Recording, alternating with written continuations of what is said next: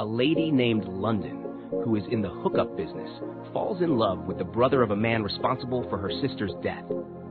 Feeling upset, she points a knife at him. But you'll be amazed by what happens next. Kindly subscribe to this channel for more of our latest Nollywood movies. And if you've watched this movie before, check it out again, as we reveal surprising twists that will amaze you. The movie begins with a young man arguing with a lady because she didn't perform well. The lady insults him, but the man in charge of the place calms the situation. Meanwhile, the young man notices another elegant and attractive lady and says he wants her. The man in charge explains that she is very expensive, but the young man agrees to pay. After spending the night with the lady, he compliments her, saying she's the best he's ever had. She then prepares him to leave, as she is expecting another client. The following night, the same lady, named London, steps out of a car. A man in another car observes her as her friends cheer her on. The handsome man in the car, named Fred, is praised by his driver for his hard work at his company. The driver jokingly suggests Fred should get a woman to massage him, to which Fred teases him as they drive off. At his office, Fred sits down, lost in thought. Meanwhile, in her room, London's friend praises her and gives her a gift. She then begs London to show her how to get clients, saying she's willing to do anything, even if it's shady. London feels insulted and rebukes her, saying everything she does is legitimate. She tells her friend to take back the food she brought and warns her not to make such assumptions. Just then, London receives a call from a customer. That same day, Fred calls someone, requesting the lady he asked for. The following night, Fred visits Charles at his hookup place. Charles shows Fred several beautiful ladies, but Fred, a composed man, isn't interested in any of them. He asks for London. Charles reveals that London is very expensive, but Fred agrees to pay. Charles brings London to Fred, and Fred offers to pay 400,000 naira for the entire night. London complains to Charles, but he pulls her aside and reprimands her before they leave. At the office, Fred discusses business deals with his clients. London unexpectedly shows up and distracts him, causing him to end his call. A few hours later, London receives a call from a friend who informs her about a customer. London rushes to Fred, insisting he touch her so she can leave, but Fred refuses. He stands up, gives her some money, and still refuses her request. London eventually leaves. That same day, Charles visits London in her room and asks how it went. As London starts to speak, Charles cuts her off, praising her and saying Fred really enjoyed her services. London is surprised because she didn't do anything with Fred. Charles then reveals that Fred has already booked her for the next day. Shocked, London watches as Charles tries to open her cupboard, but she quickly stops him, not wanting him to see her money. The next day, Fred's driver came to pick London up and drove her to Fred's house. The driver told her Fred would be back soon, so she waited in the living room, curiously looking at his pictures. Little did she know, Fred was watching her through the CCTV cameras from his office. A few hours later, London called her daughter while sipping wine. She ended the call abruptly when she heard Fred coming in. He apologized for being late, but London was upset and demanded he touch her. Fred politely refused, saying he was hungry. Frustrated, she called him out for lying to Charles about her. Fred stayed calm, even as she pressed on. Soon, Fred's driver arrived with food. London, still upset, started putting on her bag and jewelry, ready to leave. Fred warned her not to go, threatening to report her to her boss. She sat back down reluctantly, watching as he ate at the dining table. When Fred made a joke about her mother, London got even more upset, forcing him to apologize. She decided to leave, but Fred firmly told her to stay. Feeling a little awkward, she complied and sat down again. On the drive back home, London tried chatting with Fred's driver about his boss, mentioning how Fred paid her but never touched her. The driver smiled politely, but declined to talk about his boss. When she got home, London couldn't stop thinking about Fred. She started suspecting he might be into something dark or spiritual, and the thought made her anxious. She even measured her hips, wondering if something strange was going on. The next day, Fred called Charles to request London again. This time, London pretended to be sick. Charles, irritated, scolded her and stormed off. That same day, Fred reluctantly welcomed another lady at his house. He was clearly unhappy because she wasn't London. When the lady tried to touch him, he gently pushed her away and left the room. Later, at Charles's place, several ladies were showing off their looks in stylish dresses. London joined in the fun, but when she saw Fred arrive, she panicked and ran away. Meanwhile, the other ladies flocked to Fred, but none caught his attention. Fred approached Charles and asked for London again. Charles tried to convince him to pick someone else, explaining that London had claimed to be sick. But Fred stood firm, saying he only wanted London, and left. Back in her room, Charles confronted London about her behavior. He accused her of spending time with men who didn't pay well, but London stood her ground, refusing to listen.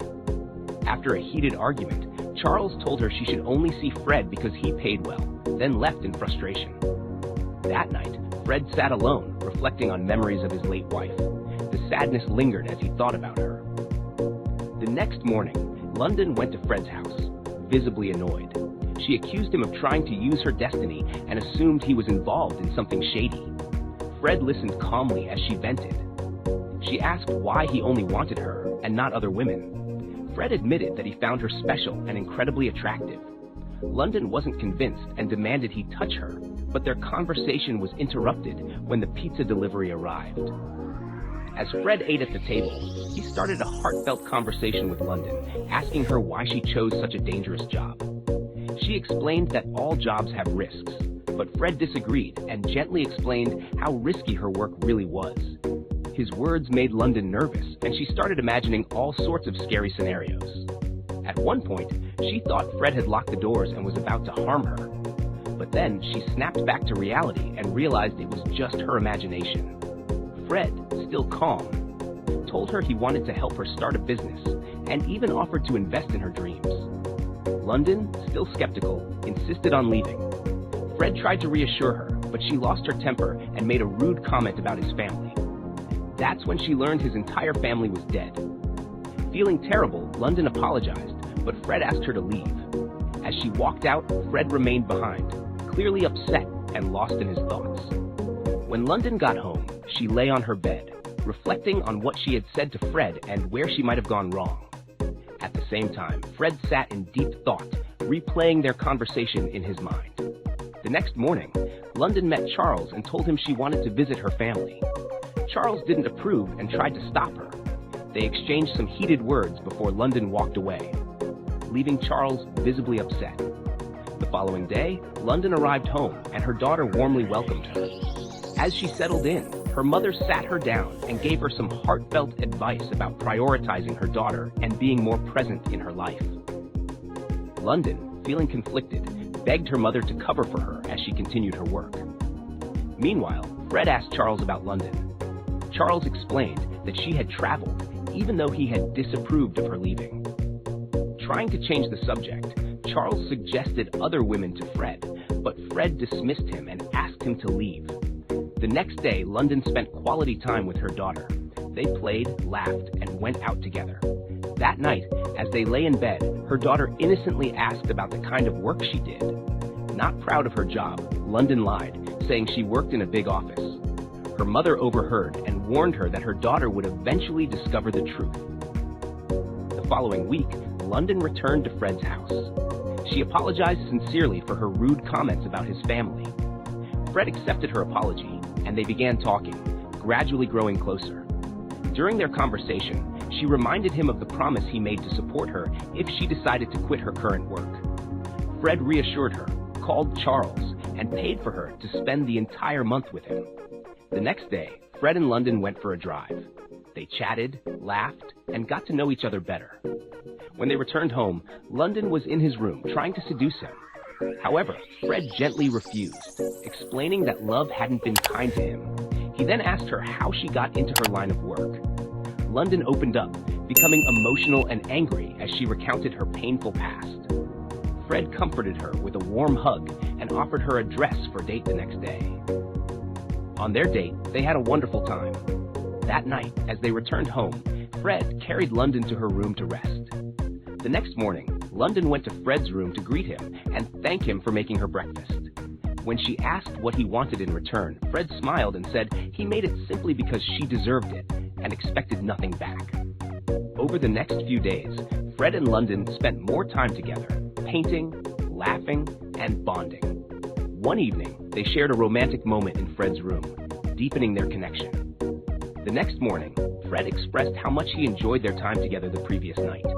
However, he had to leave quickly to attend to some work. As London got up to leave the room, her eyes fell on a photo of Fred with the man who had impregnated her sister. Painful memories flooded back, and she felt an overwhelming wave of anger. Grabbing a knife, she confronted Fred, pointing it at him and demanding to know why he was in a picture with the man responsible for her sister's death. Fred, calm and composed, gently held her and tried to defuse the situation. In Fred's room, they sat down to talk. London was shocked to learn that Fred had known who she was all along. She vented her anger, accusing him of lying to her. She also expressed her deep resentment toward his family, blaming them for bribing their way out of justice in court. Fred explained that he had been overseas at the time and wasn't aware of what had happened, but London didn't want to hear it. She held him and his family responsible for everything. Desperate to make things right, Fred asked if there was anything he could do to help. London, still furious, said the only thing he could do was bring her sister back. When London got home, she packed her bags in frustration and decided to leave. That night, Fred asked Charles about London's whereabouts. Charles reluctantly informed him that she had packed all her things and left. Furious, Fred vented his anger, warning Charles to ensure nothing bad happened to her before storming out. Meanwhile, London returned to her family home. Her mother tried to talk to her, asking what had happened, but London refused to open up. She told her mother she wanted to start her life afresh, look for a decent job, and never return to the city. Later that day, London and her daughter spent some quality time together, laughing and bonding. But when they got home, London was shocked to find Fred sitting in the living room with her mother. Furious, she lashed out at him, demanding he leave. Fred, however, stood his ground, pleading for her forgiveness and asking for a chance to reconcile. He also expressed his desire to be part of his niece's life, but London refused. As their argument unfolded, London's daughter walked in and asked if Fred was her uncle, her father's brother. Fred greeted the little girl warmly before leaving. Confused, the child asked London who Fred was, but London angrily denied the connection, insisting that all of her father's family had passed away. That night, London's mother gently spoke to her, encouraging her to forgive Fred and let go of the past, since he was innocent and unaware of what had transpired. The next morning, Fred was back in the living room, spending time with his niece. The two seemed to get along beautifully, laughing and enjoying each other's company. When London came in, she handed her daughter something to take inside. Fred seized the opportunity to thank her for allowing him into her daughter's life. He also congratulated her on her new job and once again apologized, hoping to win her over. However, London firmly made it clear that she had no intention of being part of his life. The next day, Fred played football with London's daughter, and the two had a blast. London watched them through the window, silently observing their bond. Her mother later spoke highly of Fred, encouraging London to give him a chance before walking away. The following day, Fred brought gifts for London's daughter, who was overjoyed. When London arrived home, her daughter eagerly greeted her and tried to show her the gifts, but London ignored them and walked away. Her mother apologized to Fred on London's behalf. As they talked, Fred expressed his love for London and shared his hope to marry her. Touched by his sincerity, London's mother devised a plan to help him win her over. That night, London came home and found Fred in the house holding a knife, looking tense and emotional. He confessed how much he had tried to apologize, but she had continued to reject him. Standing up, he handed her the knife and urged her to take revenge for her sister, if that would ease her pain. London hesitated, trembling as she held the knife. Tears streamed down her face as she admitted she couldn't do it. Fred reassured her, telling her it was because deep down, she loved him. Overwhelmed, London broke down in tears. Fred opened up about his true feelings for her, and they embraced, finally reconciling. The following week, the two spent a romantic day together on a boat, both dressed in elegant white designer outfits, enjoying each other's company and the beautiful scenery. So guys, I hope you enjoyed this captivating story from my world of movies. Don't forget to subscribe to this channel for more of our latest Nollywood films. See you in the next video.